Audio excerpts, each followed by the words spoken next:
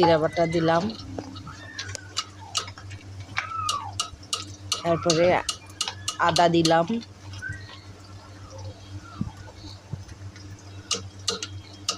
আদা দেওয়ার পরে এখন রসুন দেব, রসুন দেওয়ার পরে একটু লাড়ে দিব, লাড়ে দিয়ে হলুদ দিলাম, মরিচ দিলাম, লাড়ে দিলাম, লাড়ে দিয়ে একটু রসের মশলা দিলাম মুরগির, দিয়ে একটু লাড়ে দিলাম,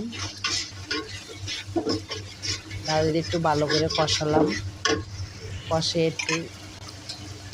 কালারটা মাংসর তেলের উপরে আসে গেলে মাংস দিয়ে দিলাম,